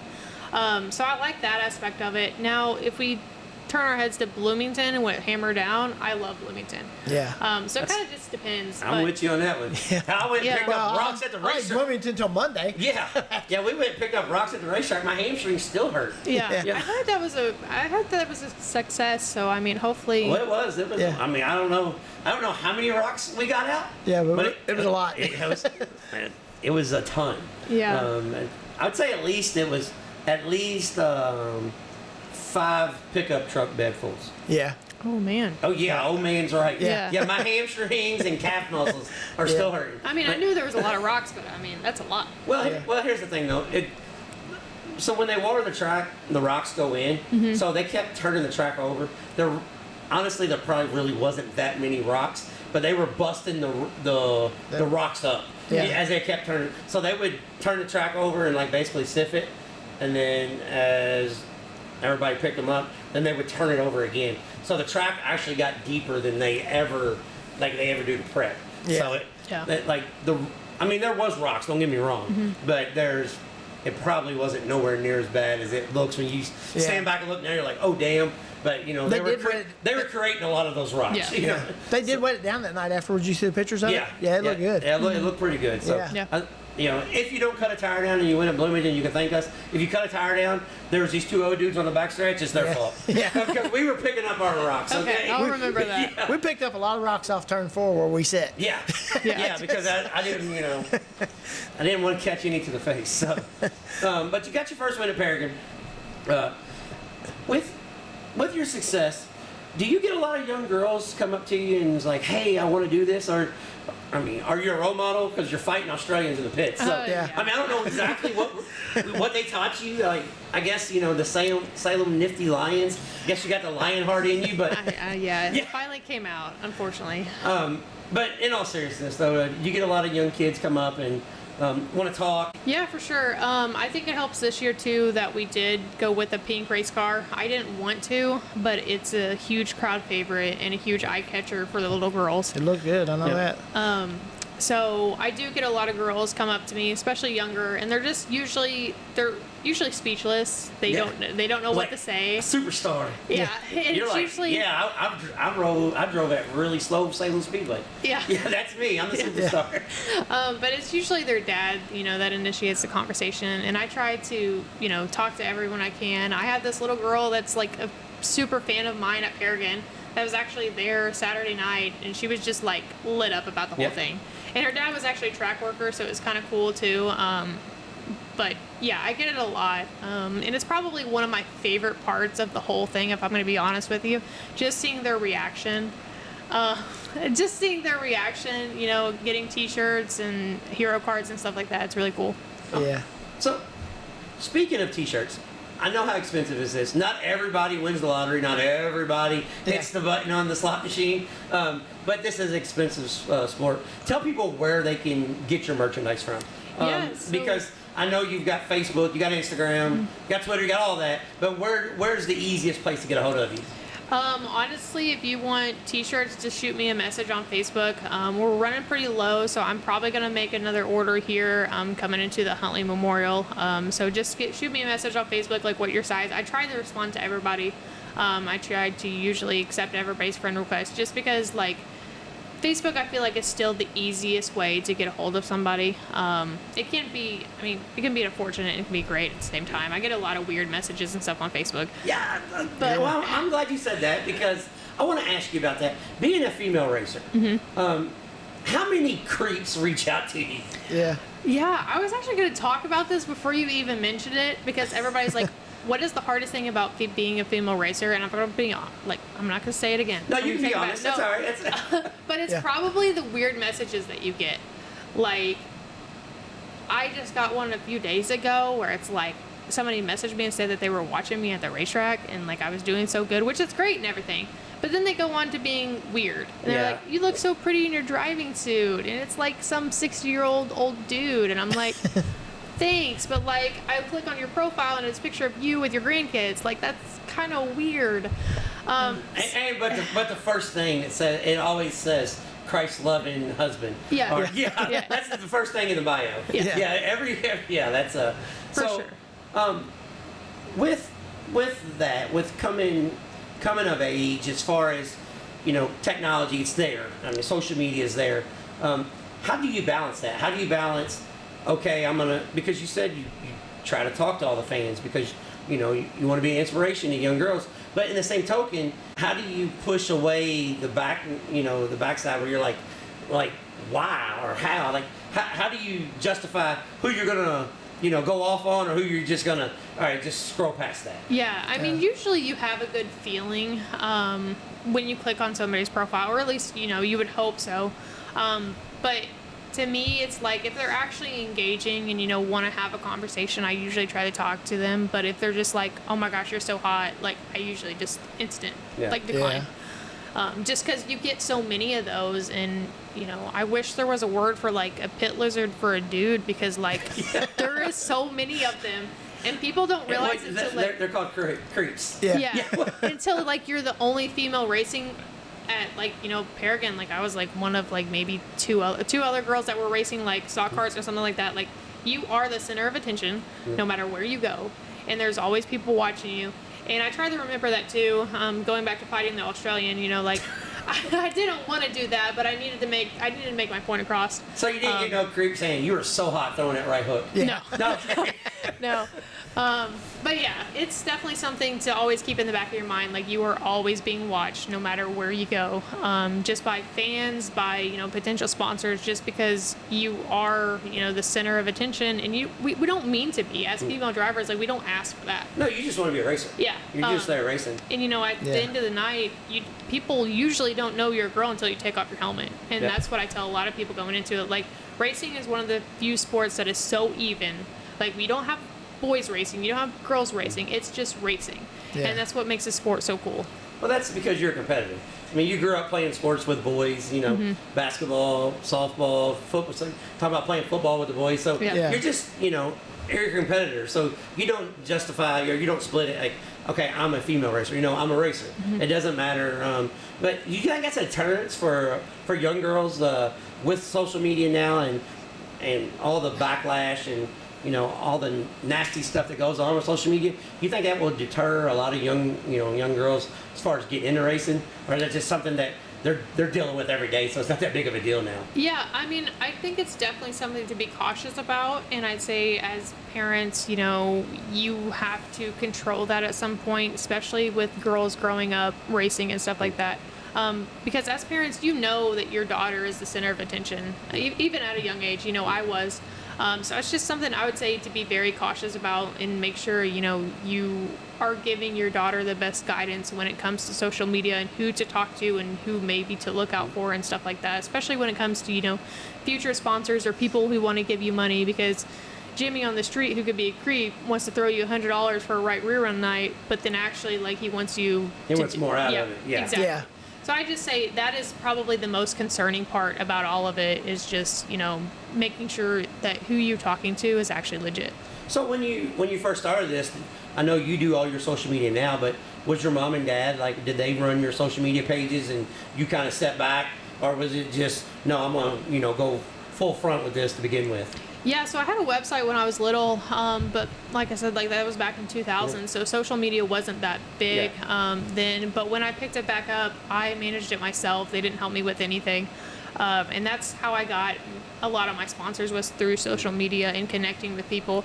I wouldn't have the sponsors that I have today without it. So it's just kind of one of those things that I had to learn to be cautious of as well, and to know what is right and what is wrong when it comes to social media. I always forget to tell them, like, hey, I'm going to let you thank your sponsor. So if I put her on the spot, it's not her fault, because the car's not here just to wing. So she'll get all the wing sponsors for sure. Yeah, no, actually at Paragon, I was totally not ready for my victory lane speech. So hold on. All right, here we go. So how in the world you don't really think that you're ever going to win? No, I mean, I knew it was possible, but was I really ready for it, Pearkin? Probably not. Yeah, they'll come easier now. Yeah, that's what everybody says. Did you start walking? Like, you should have just took the microphone and started walking around the car. Yeah. I was shaken. I'm shocked that I didn't fall off the race car because we had just watched Connor fall out of the that's what I was cup gonna car say. Don't do night. that. Yeah. Did you hold on a second? Did you see where NASCAR's banning now, where you can't stand on the roof of the car? I figured that was gonna happen. Well, that was I don't know if you remember a long time ago because it's been a long time since I watched NASCAR. But anyway, they used to have the hat guy out there, and he kept everybody from getting up on the car. Yeah. So I think that's what's going to end up going back to. Well, the whole thing that made me mad was the guy was like, he's doing a cage stand. Yeah. I'm like, bro, that's nowhere. There's no cage. Yeah. It's on the inside. Yeah. I hate to see that for him too, man. Yeah. Because He did a window net stand. Yeah. That's what he did. I mean, You get he's your first won like win and then that- 88 races or something like that. Something crazy. Yeah.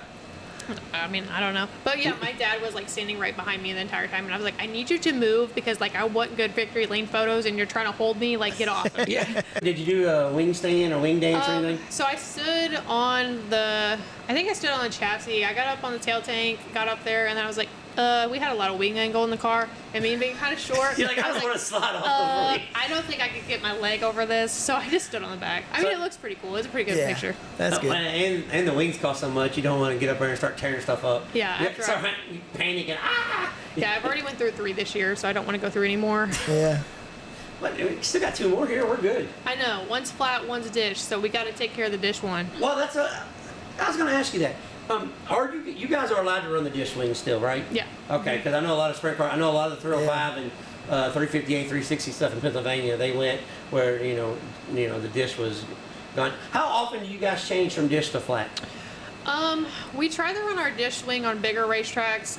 Like you see too, I got those runners on there, which is pretty unique. You don't see those that often anymore, but they really, really do help. And since there's no wing, Why you want to tell everybody? well, I mean, they could get one too. Like, I mean, whatever. I got a lot. Like, she runs a lot of wing angle with runners, guys. Okay, that's why she just beat you guys on the big track. All right, go ahead. I mean, go buy one. I don't care. We'll still see how we run at the end of the night. I bet I'll still probably beat you, but it's fine. These sprint car drivers, though, they don't care. They don't care, Like yeah. Ethan Barrow, he tells everything in his thing. Yeah. Go back and listen to Ethan Barrow. He'll tell you what stagger to run, what wheel spacer to run, What gear to run. What gear to run. He don't care. He just thinks he's gonna beat you. He don't care. Yeah, last year I actually drove one of Mickey's cars. We had broke a valve spring in ours. Actually, like second night out. So Mickey put me in one of his cars. So I learned a lot from Ethan. And that's the one thing that's really cool too about the 305 series, especially in Indiana, is everybody's willing to help you. Everybody's willing to share things. And I think as an up and coming driver, like that really has helped. Well, I'm a huge fan of Ethan Barrow. I remember him back in the non-wing sprint car days, and I tell every I even told Briggs Danner one night at Bloomington. Briggs Danner was struggling, and we had Briggs on. I said, Briggs, go over and talk to Ethan Barrow. Yeah. I was like, because he will tell you how to get around this place. Voila, what's he do? He wins. Yeah. So I was like, I mean, not that I know everything or anything, but Ethan Barrow is one of those guys that he helps everybody at the racetrack. It doesn't matter. And speaking of which, are you going to go to the Eagle Nationals? I am not. Boo. Maybe next Boo. year. You're going to be running non-wing sprint cars next year. I know. I have a big girl job this year, and I just hopefully I can just go full-time racing. That's like my dream. But as of right now, I still have a full-time job, so I can't just take off like every weekend and go. Enter the Huntley is a weekend after. So yeah, 10K for 305. That's a good show. That's a damn good payout. yeah, and 700 to start. So Yeah, you guys race for like $800 to win normally, right? Yeah, I won $800 Saturday. Yeah, you get rich at it, aren't you? Yeah, yep. I was able to go get some steaks this week, so. Well, okay, let's touch on that. Mm-hmm. I think at minimum you guys should be racing for $1,500 to win. I agree. Or let's just start with 1,000. Let's start at 1,000 because you're right. The tires and everything still cost the same. Now, granted, with the 305, you're not wearing a right rear tire out every night. Yeah. I get that, but still, though, I think you guys are for the competition, for the quality of the show. I think you guys pay. Now I'm gonna get track promoters mad at me, but I think the pay needs to be upped in your guys' division.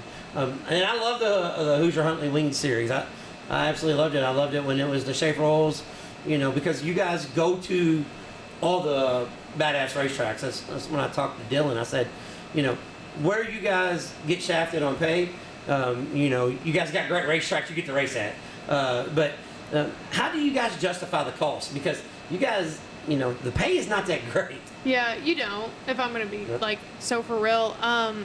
Or honest. She didn't say honest. Yeah, she didn't say honest. I didn't. It does suck coming home with only $800 to win, and it's only $175 to start. That doesn't even cover our pit passes to get in. And this is something that, I think all of us drivers have preached on, because we do put on one heck of a show anywhere we go, basically every night. Especially the quarter miles. The quarter mile bull rings in Indiana, you got Bloomington, Hobstadt, Kokomo, Circle City, Lincoln Park. I mean, you guys race really, really good there. Yeah. So, I'm with you on that. You guys do put on a good show. And at the end of the night, we have the same exact equipment as any other 410 wing driver. It's just the motor that's different. Right. And so all the costs are still there. But I can sit here and I can bitch about pay all night long. But, at least we have a place to race every weekend. And that's what I'm really grateful for was, these tracks in Indiana allowed the 305s to come back and race every weekend, because if not, we'd have to travel. In the Carolina 305s, they pay $1,500 to start. Not to start, but to win. And at least, I think it's like $300 to start every night. So going down there and racing with them last year was pretty cool, just to see how they do things down there. Did you go to Beckley? Yeah, I did go to Beckley. Yeah. Did you like Beckley? I did. So we had bought a tire from Hoosier last year, and I could never get it to work. And we ran that tire at Beckley. Ran that tire at the beginning of this year. It never started to wear. So I kind of blame my issue at Beckley was that tire, just because it was random and one-off. And we went to Hoosier 2 weekends ago, brought a brand new tire, cord broke. So okay, here she goes. Yeah. No, I'm gonna let you say what you want. We've actually considered running an American Racer left rear, because there's no regulations on our left rear. It just has to meet the durometer at 35. So we've considered that running an American Racer on a slick racetrack, because I saw Trey do it, and he was very successful running an American Racer. But when it comes to the right rear, they're so strict. You have to run a Hoosier Race Saver right rear tire, which I get the Race Saver thing, cool, whatever, but we're not saving any money. Yeah. The Race Savers aren't much cheaper than a regular right rear. Why are we trying to save money in the little areas when we could focus on saving money other places, I guess you could say, because we spend the same amount of dollars that every other wing class, would spend. So it's just, I don't know, it's the little things that make the Race Saver series kind of annoying at the same time, just because we're really not saving any money whatsoever. We just keep spending money. Well, you're not race saving, we're just racing. Yeah, exactly. That's Just racing. But I do like the IMCA Race Saver engine roll, though, because if not, you got some 305s that are a little expensive. So your guys with your sealed heads and spec head and everything, it is saving you. Yes. It's just not saving you on the week to week. It's saving you on the grand scheme of things. Right. Yeah. So now I'm going to let you get off here and thank your sponsor. Now she was able to think about it. Yeah. Because, we got the wings here, and we got stock cars on TV. I didn't even notice that. So that's IMCA right there, 141 Speedway. Yeah. Bet you didn't know that, did you? No. No. Have you seen all the videos where the guys jump in the pond when they win? No, not there. Yeah. No, that's where it originated from. Oh, really? Yeah, that's where it originates from. Oh, I didn't know that. Yeah, they got the pond in the infield, and they'll see I these should have done kids. that at Paragon Saturday. You should I have. should have just jumped in the pond. When we had an open red, I think earlier in the year this year, or maybe it was last year or something like that, I was crewing for Trey, and there was an open red, and I was like, oh shoot, I need to get out there at least, with the air compressor and the impact, just to make sure air is fine. I almost drove the four-wheeler through the pond. Yeah. I was there the first time I went there this year when you didn't go with me. Oh boy, and a street stock car drove into the pond. Yeah, I was there the night when Marty O'Neill drove the late model in the pond too. Yeah. Nice. Yeah. So, okay, here we go again. Yeah, Well, we bounce around a little bit. So when you say crewing for Trey, is there a chance that hey, this driving thing may not work out, are you cool with just going and crewing to be a part of the sport? Because you say you want to do this for a living. Yeah. I mean, there's 10 other ways to make a living in racing. Are you cool with that, or is it, no, I'm going to be the driver? No, for sure. I would love to, honestly travel with a team and crew for them. Now, could that lead to driving opportunities? Maybe. So it's something that I do need to consider. Because Kel's Drake's taking off now, and that's just because he's working on race cars. Yeah. Yes. Yeah. I mean, it's just, and now he's got Robert Ballou mad at him, so now he's selling T-shirts and stuff. Yeah. So if you are going to crew, you got to make somebody pissed off at you. Yeah. And that's how it works. So. Well, I mean, I'm getting there this year. It seems like maybe you can crew for the Australian. Maybe in the wintertime I'll go down there and ask him if he needs a crew member. Yeah. So, but yeah, so that is an option. Yeah. So, I think it'd be really cool. It just, if the opportunity presents itself, I have to just, make a logical decision about it. And if I can financially afford to, drop everything and go crew, I don't know, I might. So you enjoy working on the car as much as you do driving? Yeah. Okay, that's fun. That's pretty cool. A lot of kids don't. Yeah. Yeah. I think it's helped me become a better driver. Just learning how things work. I can put it together all day long, but you have to actually understand how they work to be able to, adjust your setup. And I didn't really know that much going into the midget thing. And I think now, like if I was to go back and race national midgets, I'd be so much better because I understand how the car works. And I think you need to understand how the car works before you can actually ever go race. So I suggest that to any young drivers coming up, learn how your stuff works and you'll be a better race car driver. So that'd be a perfect way to end it now, except I got to ask you your sponsors again. Yeah. So I might have to turn it around. All right, who helps you get up and down the road? Who makes this possible? Yeah, Amy Rudy at Impact Sales, Shannon, who owns a flight school here in Salem, Equus Flight Academy, which is really cool. I thought she said fight. I said, that's where that dude. Yeah. You've been going down there working out. Lucky 7 Shocks, Henchman Indy, Indy Race Parts, Bernie helps me out a ton, Doorstep Peppers, I got a couple other ones, I just can't get them off the top of my head. Oh, my work, the Increased Christianity Excavating. Yeah, and they let you off every Friday. Yeah. You better mention that. Yeah. They let me off when I need to go racing, so that's much appreciated. Yeah. So, 24? Am I right? I'm 25. I just turned 25 like 3 weeks ago. Yep, 20. Yeah, because that's she messaged me on her birthday. Oh, yeah. That's when she was bullying me on her birthday. Well, that was also the day after I got beat by Dylan Baldwin at Muller, so I was a little upset. Yeah, she was grouchy. Yeah. And that was Florence, too. Yeah. You didn't like Florence, did you? So, we junked a race car at Lincoln Park. That's not Florence's fault.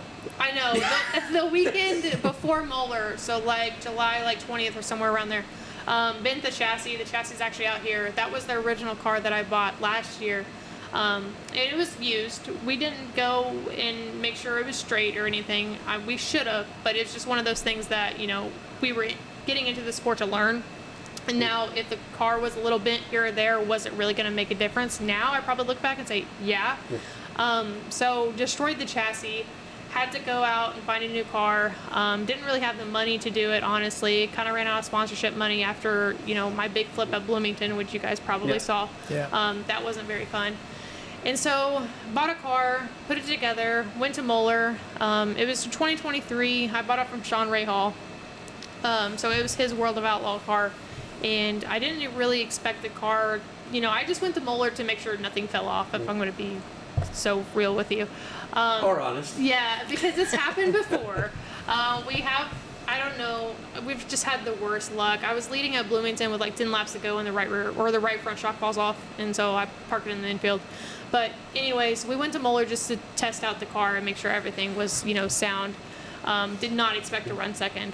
And the way that race car handled compared to my old one was completely different. And I was like, okay, once again, maybe I'm not that bad. Yeah, maybe, game on. Maybe it was the car. And then at Florence, we had a brake issue. So I got like last in my heat race, which I was like, all right, whatever. I'm starting 18th. I got some work to do. Ended up passing 11 cars by just being consistent and running the bottom, which I can run the top, but in a 305, you don't have the horsepower to just pound the top, and I think like a lot of people don't understand that. Like, yeah, there you go, giving away secrets again. I know. What she meant to say was, all right, guys, go over here and beat the cushion down, because it's gonna work. I promise you. Yeah, no, but seriously, like you don't have the horsepower sometimes to bounce off the cushion on a big racetrack. And when I was, I think we had a restart with I don't know, maybe 15 to go, and I was already up to like 12. I was like, okay, we're moving. I got to keep going. So Florence wasn't bad. I would go back there. It was just really, really slick to start the night, and I didn't really like that on a big racetrack like that. At least in hot laps, let us show the motor and stuff like that. That's the way Florence is. Yeah. Yeah. But it's always good for the feature, though. Yeah. Florence's feature is, they've got the feature figured out. For sure. So moving up 11 spots, that was, a huge confidence booster for me going into Lawrenceburg the next weekend. All right. So that, you just heard her complete breakdown. We'll do a quick recap. Creeps, quit messaging her. Yep. Okay, she don't need that. Mom and Dad, bring your little girls up to the racetrack. She'll sign autographs, let them take pictures with the car, do whatever. Sell T-shirts. Yeah, she'll sell T-shirts. She's okay, but she will punch you if you feed her a right rear. Yeah. That's, she's from Salem, so everybody on the west side of the county, it's okay. Yeah. She's really, really shows school spirit because she's got that fighting pride. But the 25-year-old, third-generation racer, congratulations on your first win in the big cars. Thank you. Ashton, don't mess up her last name. It's Thompson. She will let you hear about it, but thank you for coming on. Yeah, no problem. Thanks for having me. Thank you. Thank you. There we go, Flash. That was Ashton Thompson out of Salem, Indiana, third-generation racer. Started racing at the age of 6. Had a crazy quarter midget career. Yeah. Was turning heads, making a name for herself. Fascinating story though that just when her racing career was taking off when she was teenage years, the recession hit. Her dad lost her job, and pretty much racing was done. Yeah. It was something that the family did when they was young, and it was done. And she went on and played for a state high school basketball tournament. That's someone that grows up in Indiana and you get to play for a state tournament. That's pretty cool. That's a cool deal. So she went on and went to college, and it was like, I don't guess racing is for me. And then they went to Salem and watched the race, and she asked her dad, "Do you think we're ever going to race again?" And he's like, "Probably not." Yeah. And the young lady is determined. Yeah. She reached out, got some sponsors.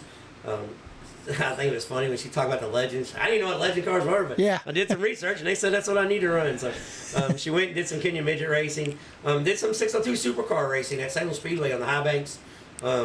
Did some national midget racing, raced a chili bow. Had a great chili bow event. Yeah. Well, not great experience, but a funny story to tell later. She lost her national midget ride, and they didn't really know what they was going to do. Right. And I like what she said. We kind of was out of money. Like the rent-a-ride programs was they didn't know what they was going to do. Yeah. And so that her and her dad went to a casino one night, won some money, and said, "We're going racing." Yeah. And she works on the car. Her and her dad. She does all the maintenance, all the tire work. I mean, when we were there, she had tires sitting aside when she was doing tire work when we got there. So, really, really intriguing story. Somebody that, if you don't really know who she is, you want to keep an eye on her because, she can wheel the race car. Yeah. She's an absolute throttle dumper. You don't win a Paragon without being able to wheel a race car. Yeah. I mean, she is a throttle dumper. Yeah. And picked up her first career, wing sprint car, the Hoosier Huntley, IMCA 305 Race Saver sprint cars, she. And one thing I liked was she said, "I'm going to run some 410 non-wing stuff." Yeah. And that is a huge task to take on. Yeah. Because those cars are beasts that are out of control. Yeah. And I think she's kind of a person that takes matters in her own hands, and if she says she's going to do it, Probably gonna happen. she going to do it, all right? Yeah. Ask the old boy from Australia. Yeah. She'll tell you. She don't mind throwing hands if she has to. Yeah. But Ashton Thompson, fun trip up there to Salem. Yeah. Very accommodating, and we appreciate her coming on the show. Yeah. So this week's upcoming events, got racing pretty much all week again. It's that time of year where you can, check out racing all week. So Tuesday night, the World of Outlaw Sprint Cars are at Mississippi Thunder Valley, Flash. Yeah. The 410 wing sprint cars. Talking about some sliders that can go right. Yeah. Now this can happen here. But Mississippi Thunder Valley Tuesday night, that would be on Dirt Vision. Thursday, Friday, Saturday, if anybody's in Central Indiana, Louisville, Kentucky, Cincinnati, Ohio, Dayton, Ohio, Yeah. Chicago, Illinois, get your ass to Kokomo. Yeah. That's their saying, not ours. Yeah. But get your ass there. The Kokomo Smackdown. USAC non-wing sprint cars at the Smackdown at Kokomo Speedway this weekend. You know it's a pretty good event when just about everybody else in the state just go ahead and takes off that. Yeah. So you know it's a pretty good event. Yep. But the Kokomo Smackdown Thursday, Friday, Saturday, and you can find that on Flow. And if you're listening from out in the Midwest, down south, we had a lot of new listeners from down south.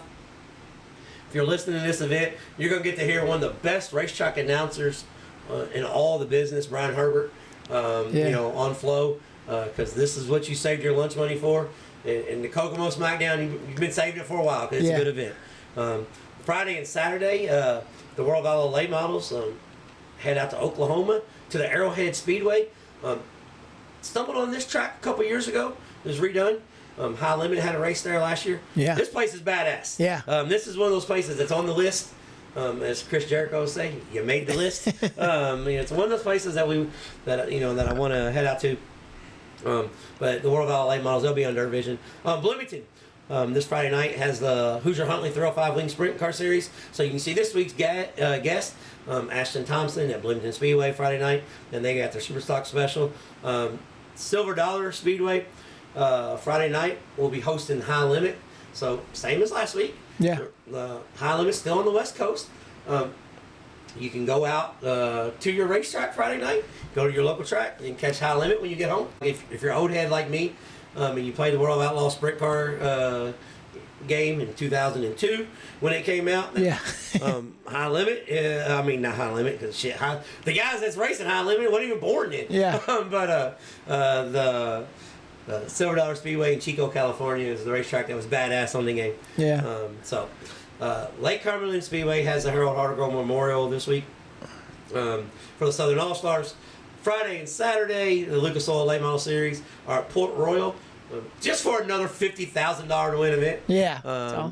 That's it. Port Royal puts on a good show too. Yeah, that's another place. And this week's Racetrack Spotlight, being brought to you by JT's Trackside and Catering, is the Waynesfield Raceway Park in Waynesfield, Ohio. Quarter-mile bull ring in Northwest Ohio. High bank, beautiful facility. We're pretty partial because we love the Midwest racetracks. Yeah. This is a place that's got corn everywhere. Yeah. So when Jack Slash says follow the corn, if you full send it in 1 and 2, your ass will be knocking down corn stalks. Yeah. It's that close to the track with no wall. Absolute awesome racetrack, and that's where the Napa All-Star Circuit of Champions are going to be. And the main reason why we're going to talk about that, because Waynesfield, Attica, Fremont, that's one of those places where they'll touch 35 cars for the All-Star Circuit of Champions up there. But yeah, it's a beautiful racetrack. It's one of those racetracks Flash won't be crazy about. The bleachers are tall. Oh yeah. Yeah, they're tall bleachers. Flash a little scared of heights. Yeah. But the bleachers are tall. You can see over everything. It's an incredible racetrack. And it's one of those places that they've got chili dogs, Flash, with slaw. Oh yeah. They got good chili dogs. Really good chili dogs. So if you notice the thing when we do the racetrack, the spotlight, I'm trying to tie in the food with it being a catering thing. Right. So just a little, we're going to put it out there, but yes, the Waynesfield Raceway Park in Waynesfield, Ohio. If you're looking for a road trip, first off, I'm just going to be biased. If you're looking for a road trip, go to Kokomo. Yeah. That's just me putting out there what I would do. Right. But if you've never seen 410 wing sprint cars, and 410 wing sprint cars go really fast, Waynesfield Raceway Park is a good place to see them. Yeah. So. Be cool. But yeah, that would do it just about for the week. Like I said at the beginning of the show, thank you to everyone that shares the show, gives us input. We're closing in on 400,000. Yeah, that's crazy. Let me say that again. 400,000 downloads and listens in a year. Yeah. I don't know what's wrong with you guys, but thank you. Yeah. Thank you. Yeah, we can't thank you enough. Yeah, that's I'm speechless. Yeah. that says a lot if my ass can't talk. Yeah. I don't know what to say. Yeah. So, but we appreciate you hanging out with us each and every week. And we'll be back here again next Monday. And we're coming up on our 1 year anniversary. And we were going to do something really, really special for our 1 year anniversary. But Flash and I was talking, and we think we're going to save that for the wintertime. Yeah. Because, quite frankly, our 1 year anniversary is coming up around some really big race events. So we got some really cool things in the works. Yeah. So but I don't want to give too much out. Yeah. But there's the next 2 months is going to be should be really good. It's going to be flooded with some cool shit. Yeah. Let's just say that. Some really cool shit. So got anything else, Flash?